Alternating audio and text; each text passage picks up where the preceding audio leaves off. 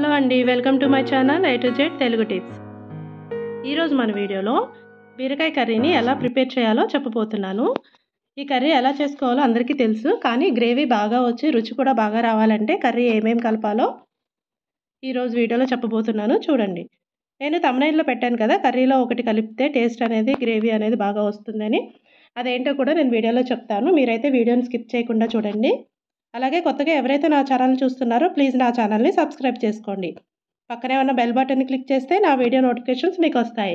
ఇంకెందుకు లేటు, బీరకాయ కర్రీని ఎలా ప్రిపేర్ చేసుకోవాలో చూసేద్దాము. ముందుగా గిన్నెని పెట్టుకుని 1 టేబుల్ స్పూన్ దాకా ఆయిల్ని వేసి, ఆయిల్ హీట్ అయ్యాక ఎండుమిర్చి, జీలకర్ర, ఆవాలు వేసుకోవాలి. ఆవాలు చిటపటలాడేంత వరకు వేయించుకోవాలండి.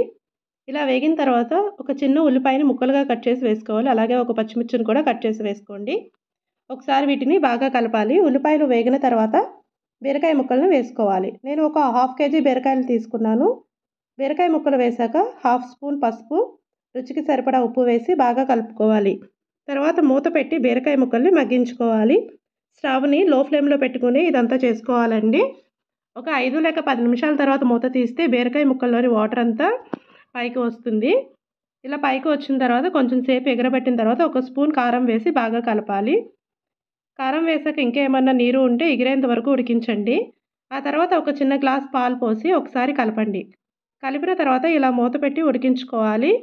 ఇలా ఉడుకుతూ ఉండగా 1 స్పూన్ బియ్యం పిండిని తీసుకొని కొద్దిగా వాటర్ పోసి ఉండలు లేకుండా కలుపుకొని కూరలో వేసుకోవాలి.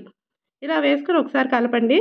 బియ్యం పిండిని వేసుకోవడం వల్ల బీరకాయ కూరలో గ్రేవీ బాగా వస్తుంది, రుచి కూడా చాలా బాగుంటుంది.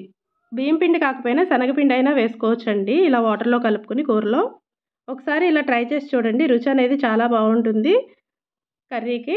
కర్రీ చూడడానికి కూడా చాలా బాగుంటుంది. ఇలా 1 లేదా 2 నిమిషాల పాటు ఉడికించుకొని గ్రేవీ దగ్గర పడ్డాక స్టవ్ను ఆఫ్ చేసుకోవాలి. ఇంతేనండి బీరకాయ కర్రీ. వీడియో చూసి మీకు ఎలా అనిపించింది అనేది నాకు కామెంట్ చేయండి. వీడియో నచ్చితే లైక్ చేసి, షేర్ చేసి మీ ఫ్రెండ్స్కి, ఫ్యామిలీ మెంబర్స్ కూడా పంపండి.